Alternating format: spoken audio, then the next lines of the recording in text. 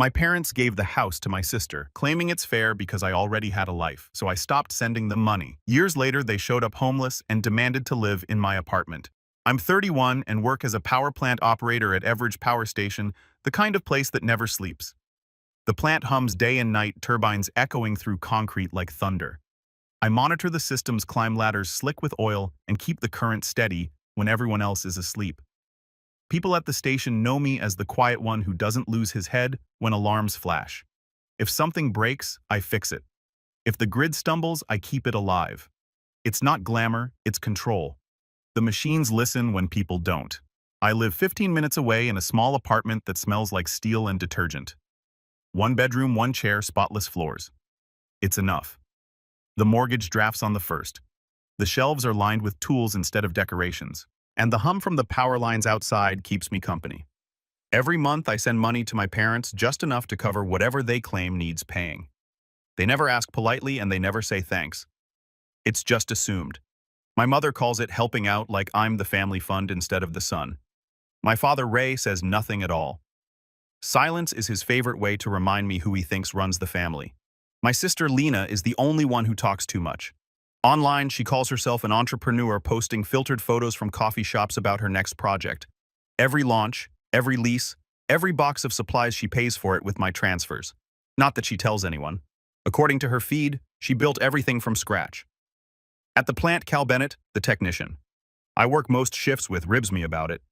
You keep half the city lit, he says, tightening a valve. And your family still treats you like a backup generator. I grin without looking up. Someone's got to keep things running. Cal shakes his head. Man, they'd go dark in a week without you. He's not wrong. When the city flickers during a storm, my phone rings before the system even registers it. Everyone trusts I'll answer. That's what I do. Stay calm, fix the fault, move on. It's the same pattern that's kept me from arguing at home. After the night shift, I drive the old truck out past the edge of town. The highway bends through fields where the soil turns to mud in winter. A few miles down that road sits the Ward farmhouse weathered siding and a porch I rebuilt 3 years ago when the board started to rot. I replaced the lights too, LEDs strong enough to last a decade. They glow in the distance when I crest the hill, warm yellow against the dark. The sight hits me the same way every time. That light belongs to me more than it does to them, but they'll never see it that way. Inside those walls, my father is probably watching the late news complaining about taxes. My mother's likely planning what she'll buy with next month's transfer. Lena's upstairs rehearsing another pitch video about her brand. The house runs smooth because I keep the current flowing. I pull over at the old fence line for a minute, engine idling, the dashboard clock blinking 2:17 a.m. I can hear the low buzz from the power lines stretching across the fields. The same pulse I hear at work follows me everywhere. It's steady, mechanical, predictable, not like people. When I was a kid, I thought hard work earned respect. I believed fixing things made you part of something, but years of sending money, patching roofs, and staying silent taught me otherwise. Some folks take power for granted until it's gone. I turn the truck around and head back toward the city. The glow from the farmhouse fades in the mirror until it's just another speck on the horizon. Back in the apartment, I hang my jacket on the same hook, check the meters, and listen to the low hum through the walls. The plant's rhythm follows me here. It's comforting in a way family isn't. Machines don't lie, and they don't pretend. Tomorrow's another double shift. Cal will joke again about me being married to the grid. I'll nod and keep working. That's the job. Make sure the current never stops. Even when the people closest to you already have, they never said thank you, but I stopped waiting to hear it. Thanksgiving was the only weekend off I'd had in 3 months. I finished my Friday shift, cleaned up, and stopped by the bakery near the plant. I didn't bother cooking. I knew no one at home would notice the difference. The pie box sat on the passenger seat as I drove through the cold back roads toward the farmhouse. By the time I pulled into the driveway, every window was already lit. I could see movement inside plates, clinking, voices overlapping. I was late, but no one had called to ask where I was. When I stepped in, they were already halfway through dinner. My mother looked up, first expression tight. "You finally made it," she said, setting her fork down. "We thought you might have had to work again." "Shift ended early," I said, placing the pie on the counter. "Bro, dessert." Dad didn't look up. He sat at the head of the table carving what was left of the turkey while grumbling at the TV mounted on the wall. "World's full of lazy people," he muttered. "Nobody wants to earn anything anymore." "Your father's been watching the news again," Mom said with a nervous laugh. "You know how he gets. Lena leaned back in her chair, eyes bright with energy that didn't belong in this house. You should have seen the morning rush at my new office, she said, scrolling through her phone. I met with a potential investor this week. Big name, might even get featured online. I took the empty seat across from her. Which business is this one? She rolled her eyes. The wellness company Colton. I told you about it. Don't tell me you forgot. I remembered perfectly. She'd already asked me twice to invest, though. She called it helping family. Dad snorted. Your sister's got vision. You could learn from that, son. You've been stuck in that same place for, 10 years? 8, I said quietly. Mom smiled like she was trying to keep the peace. Still, maybe your father's right. You're smart, Colton. You could do something bigger than fixing machines. I'm doing fine, I said. The air thickened. Forks scraped plates. Lena kept talking, showing pictures on her phone of an office that looked barely furnished. It's small now, she said. But we're expanding. I might hire staff by next quarter. Dad nodded proudly, not even looking at the screen. That's what ambition looks like. I stayed quiet, eating slowly. The house smelled like roasted vegetables and detergent. Every word around the table landed like a tap hammer. Polite, but meant to bruise. Mom glanced at me again. You look tired. You're not working nights again, are you? Most of them, she sighed. That can't be good for you. You should think about settling down somewhere quieter. I like the city. Dad grunted. You like being alone. That's not the same thing. The words slid out of him like habit. I didn't respond. There was no point. Dinner kept going. A slow argument disguised as conversation. They asked questions they didn't care to hear answered. Lena talked over me. Mom smiled through every interruption. Dad lectured about men who waste their best years chasing paychecks. Then it happened. Dad put down his fork, cleared his throat, and said, We've been talking, your mother and I. We've made a decision about the family properties. Mom straightened like she already knew the speech by heart. The house, Dad continued, the land and the cabin up at Brook Lake. We're putting them under Lena's name. Papers were recorded last week. The clatter of cutlery stopped. Even the TV seemed quieter. I looked at him, then at Mom. She didn't meet my eyes. It's fair, she said softly. You have your job, your apartment, your own life. She needs help getting started. Lena's smile was smug. It just makes sense. You don't even like being out here anyway. I stared at my plate. The turkey was cold. My reflection in the knife looked steady. Inside, everything was still. The same silence I hear in the plant when the generators stall for half a second before the backup kicks in. Dad leaned back, satisfied. We figured it's best to handle things now instead of later. Fewer problems that way. Right, I said. My voice came out calm, almost detached. Smart move. Lena laughed lightly. Don't be weird about it, Colton. You've got your own place. I'm just keeping the family legacy alive. I stood, pushed my chair back slowly. Thanks for the meal. Mom looked up confused. You're leaving already? I've got work in the morning. Dad frowned. You can't stay an hour and be thankful. I glanced at him. I am. I walked to the kitchen, grabbed my jacket, and stepped outside before anyone could say more.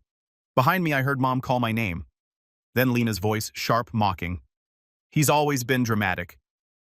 The door clicked shut. The air outside was cold and sharp. The fields were dark except for the farmhouse lights glowing warm behind the curtains. I stood for a moment, hands in my pockets, watching my breath drift away. Then I got in the truck and started the engine. The drive back to the city was quiet. No radio, no music, just the steady hum of the power lines tracing the road. My kind of company. By the time I reached the apartment, the pie was still in the passenger seat, untouched. I carried it upstairs and set it on the counter. I didn't feel angry, just clear. The Monday after Thanksgiving, I logged into my bank account and erased every link that tied me to my family. The transfers for their utilities, property tax, and insurance gone. I stared at the confirmation page for a second, half expecting the screen to ask if I was sure. I was. For years, those automatic payments had run without me thinking about them. Every month, money disappeared like clockwork. Now the silence after canceling them felt louder than any alarm I'd ever heard at the plant. By Tuesday morning, my phone started buzzing nonstop. I ignored the first few calls. Then came the voicemails. Mom's voice was first shaky but rehearsed. Colton, sweetheart, we noticed the payments didn't go through. Maybe it's a bank issue. Please call back. This is tearing the family apart. The next one was Dad shouting through static. You think you can just cut us off like we're strangers after everything we did for you? You're selfish, boy. Ungrateful. Then Lena, soft and syrupy. Hey, Colton, just checking in on you. I know you're probably busy. By the way, I need a little bridge loan. Nothing major. Promise I'll pay it back. She sent the same message twice more that day, changing the excuse each time. By the end of the week, there were 27 missed calls and 9 voicemails. I didn't answer any of them. I deleted each one after another until the screen finally stayed quiet. Then I blocked their numbers. The next morning, the alarm at the plant went off at 5:30 sharp. I walked in with my coffee, same as always. Cal was already there, leaning over a maintenance log with grease on his hands. He looked up when I entered. You look lighter, he said. Something happened. I shrugged.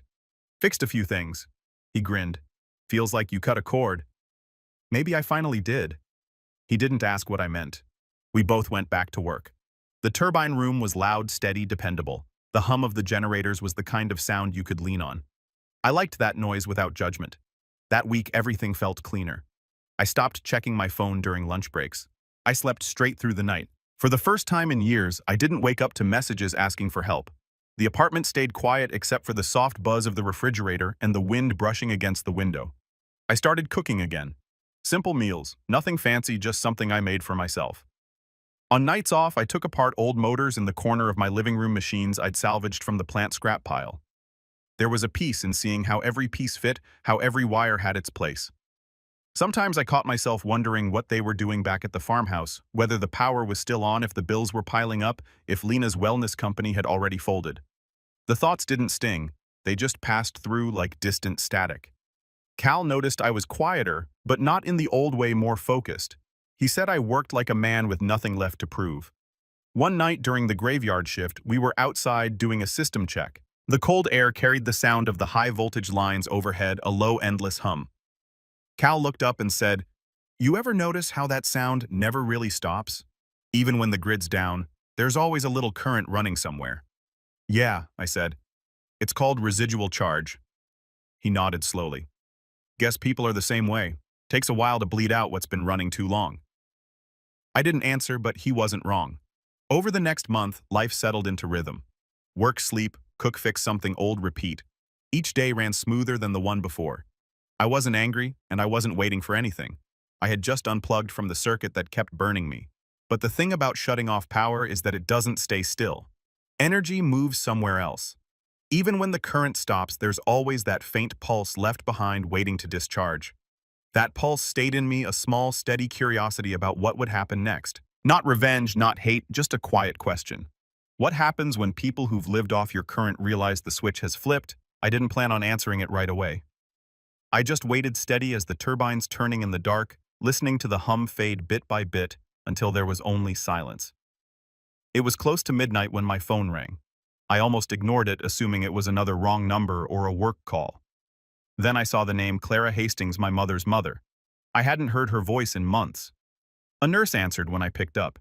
She said Clara was in hospice, not doing well, and asking for me. I told her I'd come by after my shift. By the time I got there, the halls were quiet. The smell of antiseptic and something faintly sweet hung in the air. Her room light was dim, one lamp glowing in the corner. She looked smaller than I remembered, skin-pale hands folded neatly over a thin blanket. But when I stepped in, she opened her eyes and smiled. "You still keep your promises," she said softly. "I knew you'd come." I pulled a chair closer to the bed. "How are you feeling?" "Like someone running out of charge," she said, smiling again. Her voice was weak but clear. "But I wanted to see you before I go." I nodded, unsure what to say. "You've always been the one who stayed steady," she went on, "even when they made it hard." "They?" I asked, though I knew who she meant. She took a slow breath. "Your parents. I know how they've treated you. You don't have to pretend." I stayed quiet. "Colton," she said, her voice low. "There's something I should have told you years ago." I leaned forward. Her eyes stayed fixed on mine, sharp despite how tired she looked. "You're not Ray's son," she said. The room went silent. I thought I'd misheard. She kept talking. "Elaine had an affair. Before they married, she was young, confused. When she found out she was pregnant, Ray married her anyway, but he knew. He's known your whole life." I sat still, trying to keep my breathing steady. That's why he's been the way he is with you, she whispered. He took his anger out on the wrong person. You were just a reminder he couldn't ignore. I stared at the wall for a long moment. The faint hum of the hospital machinery filled the silence. Did Mom ever say anything? She begged me not to, Clara said. She said it would ruin everything. She thought if she stayed quiet he'd forgive her, but he never did. He just turned that resentment toward you. My jaw tightened. So she let him. Clara closed her eyes briefly. She told herself it was for the family's peace. But peace built on lies doesn't last. She looked up again, her voice barely above a whisper. I'm sorry I didn't tell you sooner. You deserve to know. I nodded slowly. You don't need to be sorry. Her hand trembled as she reached for mine. Promise me something. Don't carry their anger. You've done enough for people who only take. I squeezed her hand gently, and I promise. She smiled faintly. Good boy. Then she nudged her chin toward the nightstand. Top drawer, she whispered. Inside was a folded page in her handwriting. If anyone argues later, give this to Henry, she said. It says what needs saying. That was the last time she was awake when I visited. A few days later, the nurse called again. She was gone. The funeral was small, held on a cold morning with thin light spilling across the fields. Only Uncle Henry and I stood by the grave. The others didn't come. Mom sent flowers and a short message about not feeling up to travel. Henry was quiet through the service coat collar turned up against the wind. When it ended, he lingered while the others drifted away. He turned to me. She talked about you a lot. You know, he said, you were the only one who never stopped showing up. She didn't have to say it, I replied. He nodded. Still, you should hear it. You worked harder than any of them. Don't let their noise drown you out. I won't. He gave my shoulder a light pat. Good, because you're better than the mess they built. I handed him the letter Clara left in her nightstand. He tucked it into his coat without opening it. When he left, I stayed behind for a few minutes watching the wind move through the dry grass. I thought about what Clara had said, that peace built on lies doesn't last. The pieces of my life fell into place like switches flipping in sequence. My father's distance, my mother's guilt, Lena's entitlement. It all connected. The drive back to the city felt different. The road was the same, the fields the same, but the silence inside the truck wasn't empty anymore. It buzzed faint but steady like a live wire humming behind the wall. By the time I reached the city limits, I knew one thing for sure. My family had built their world on short circuits, faulty connections, crossed lines, constant sparks. And all this time, I'd been the one trying to keep the system from burning out. I gripped the steering wheel and exhaled slowly. The truth didn't fix anything, but it made everything make sense. You can't fix a family built on short circuits. A year passed after Clara's funeral. Work stayed steady, quiet, predictable, just how I liked it. The power station never changed. Machines didn't lie, didn't guilt, didn't play games. That night, I drove home from a 14-hour shift. My clothes smelled like steel and dust. When I turned into my parking lot, I saw 3 figures under the streetlight surrounded by luggage. My first thought was that I had the wrong building. Then I saw them clearly. Mom, Dad, and Lena. Mom waved, already crying. Dad's arms were crossed, his expression locked between frustration and authority. Lena stood off to the side, scrolling on her phone like she'd rather be anywhere else. I didn't get out right away. I sat there with the engine idling, letting the headlights rest on them. They didn't move. Finally, I killed the engine and stepped out. Mom spoke first. Colton, thank God you're home. The house needs repairs. We can't stay there until it's fixed. Dad added, bunch of crooks calling themselves contractors. Ruined the plumbing. It's a disaster. Lena sighed dramatically. We've been driving all day. We just need a place to crash until everything's handled. I looked at their luggage. 2 suitcases each, a cooler, even a blanket roll. They weren't visiting. They were moving in. I didn't say anything for almost a minute. Just stood there, arms folded, watching them squirm. Then I said, 1 week, then you're gone. Mom exhaled in relief, wiping her eyes. Thank you, sweetheart. We knew you'd understand. Dad grumbled something about family sticking together. Lena smirked like she just won something. Inside, they moved fast. Within an hour, Mom had unpacked kitchen boxes and started rearranging shelves. She complained that I didn't have proper storage. Dad sat on the couch, turned on the TV, and judged every piece of furniture I owned. You make good money. You couldn't spring for something better than this. Lena took over my small desk, opened my laptop, and started typing emails. "Just some work," she said. "Don't worry, I'll log out." She didn't. By the next morning, the apartment felt smaller. The air smelled like Mom's perfume and Dad's cologne. I came out of my room and found a list taped to the fridge in Mom's handwriting: groceries we need. Underneath were things I never bought, all brand names. At work, Cal noticed I looked tense. "You okay? Got company? Family?" I said. "Unfortunately." He grimaced. "You letting them stay?" "For now." That night, I stopped at the hardware store before heading home and bought a small camera, nothing expensive, the kind meant for apartments. I mounted it in the living room near the smoke detector. "For security," I told Mom when she asked. She nodded, unconcerned. That night, I disabled the status light in the app and hid the feed behind a calculator icon. Nobody noticed. Over the next few days, the footage filled up quickly. Mom snooped through drawers and opened my mail. Dad called relatives on speakerphone, complaining that I owed them gratitude for raising such a stubborn kid. Lena stayed up late at my desk, printing contracts with my name in the signature box. I saw it all in crisp resolution. She was filing a business loan application under my name. She didn't even try to hide it. I didn't say a word. By the third day, they had completely taken over. Mom replaced my towels because yours are too rough. Dad adjusted the thermostat to his liking. Lena invited a friend over to see the place. When I got home, they were sitting on my couch, eating takeout and watching a show like it was their living room.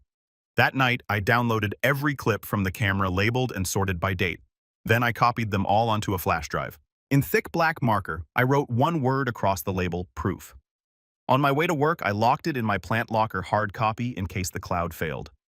The next evening, Cal dropped by after his shift to return a wrench I'd left in the truck. When he walked in and saw the mess, the boxes, the noise, the extra shoes by the door, he raised his eyebrows. "Man, you weren't kidding," he said quietly. Mom was in the kitchen humming, reorganizing my spice rack. Dad was half asleep on the couch, boots still on. Lena was pacing the hallway on her phone, complaining loudly about deadlines. Cal leaned close. "You're letting them live here." "Just long enough," I said. "For what?" "To show them who they are." He didn't reply. He just nodded slowly, then handed me the wrench and left. That night, I sat at the table watching the live feed in a tiny window on my phone. The noise of the TV, the hum of the fridge, the faint sound of Lena's voice from the other room all blended into one steady buzz. I'd spent years being their power source. Now I was just recording how they used it. The week dragged on like a bad shift. By Friday, my apartment didn't feel like mine anymore. Their voices filled every corner. Mom had unpacked boxes I didn't even know she brought. Dad treated the couch like a throne. And Lena had spread her things across the kitchen table like it was her personal office. Mom caught me heading out that morning. "Colton, I'll need a copy of your keys," she said, holding out her hand like it was already decided. "For emergencies." I looked at her. "What kind of emergencies?" "You never know," she said. "What if we get locked out?" "I'll risk it." She frowned. "You don't trust your own mother." I didn't answer. She took that as a yes. Dad called out from the living room. "We've been talking about expenses," he said. "Groceries, gas, all that. You should start covering more since we're between places." "You mean since you're living in mine?" I said. He looked up from the TV. "Don't take that tone. Family helps family." "Yeah," I said. "They do." Lena walked in just then on her phone. "Oh, don't mind him," she said to whoever was on the line.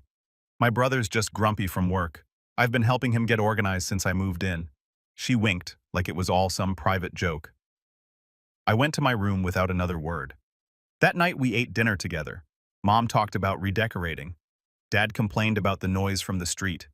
Lena scrolled through her messages, bragging about a business deal that was supposedly about to close.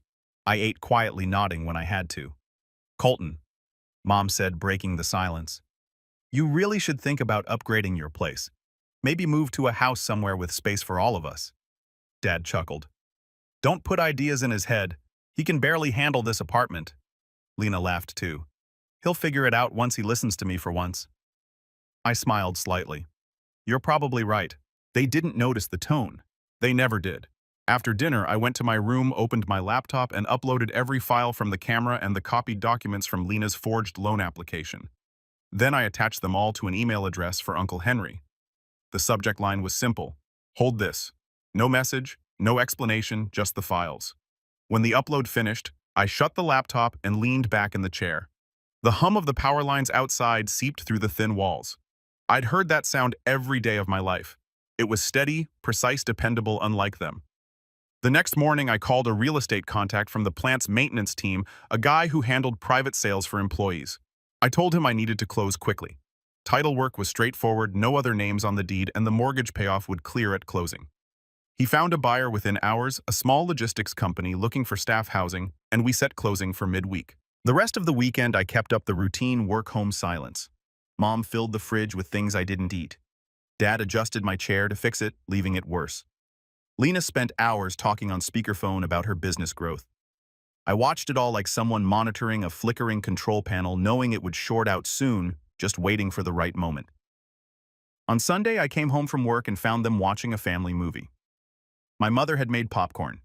Dad had his feet on the coffee table. Lena was painting her nails right on the armrest. They looked comfortable, too comfortable. Mom turned. "We were thinking we could stay a few more weeks until the house is done." I nodded. "Sure." Her face brightened. "Really?" "Of course," I said. Lena laughed. "Told you he'd come around." I went to my room and started packing, quiet and efficient, no wasted motion. I filled 2 duffel bags and 1 toolbox, stacked them by the door, and sat for a moment looking at the blank screen of my laptop. The next morning before dawn, I loaded the bags into my truck. The city was still dark, only the streetlights humming like tired engines. Inside, the apartment was silent. My family slept unaware. I walked through each room once. The kitchen smelled like coffee and dish soap. The living room was cluttered with their things, jackets, shoes, half-empty mugs. I didn't touch any of it. I left the deadbolt off, set my keys on the counter, and opened the breaker panel. I flipped the unit's main. The lights blinked once and went out. The refrigerator clicked off. The hum died completely. I stood there for a few seconds, listening to the absolute silence that followed. Outside, the sky was turning gray. I walked down the stairs, got into the truck, and started the engine. In the rearview mirror, my place sat dark, one dead square, in a building that kept shining. Some power cuts aren't accidents. By sunrise, I was already on the highway, the sky a dull gray strip over the fields. The truck rattled with every bump, boxes shifting in the back. My apartment.